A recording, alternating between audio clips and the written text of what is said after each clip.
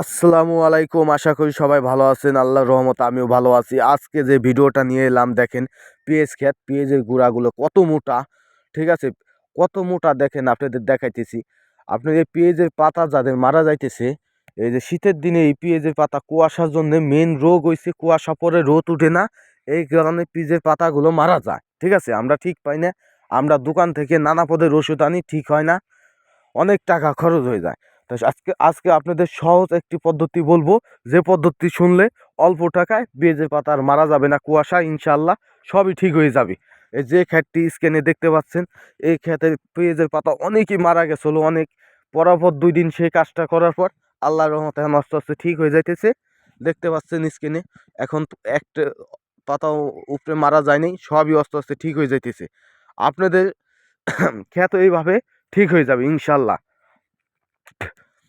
দেখেন কি সুন্দর এখন দেখা যাইতেছে, কালা কুচকুচে, ঠিক আছে? ওই যে আপনার ভিতরে দুই একটা ঘাস আছে, সবই উঠাই দিতেছে।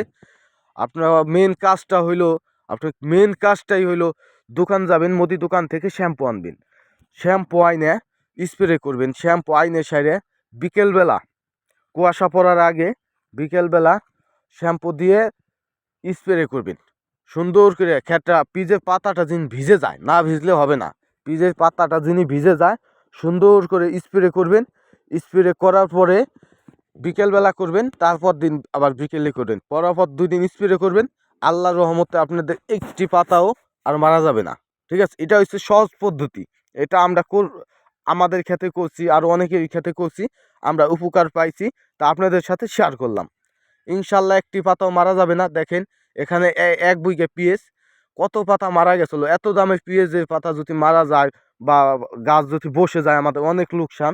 এই কারণে আপনাদের সাথে শেয়ার করলাম। অনেক সময় ওষুধ দিয়েও কাজ হয় না, ওষুধ বাজার থেকে আনবেন আর নষ্ট হয়ে যায় পেঁয়াজ ক্ষেত। এই কারণে আপনার সাথে সহজভাবে জিনিসটাই করলাম। দেখেন কত, এখানে প্রায় 1 বিঘা ভুঁই, দেখেন এখন কত সুন্দর দেখা যাইতেছে, কালা কুচকুচি। এইরকম ভিডিও পেতে আমাদের চ্যানেলটি সাবস্ক্রাইব করবেন। আশা করি সবাই ভালো থাকবেন।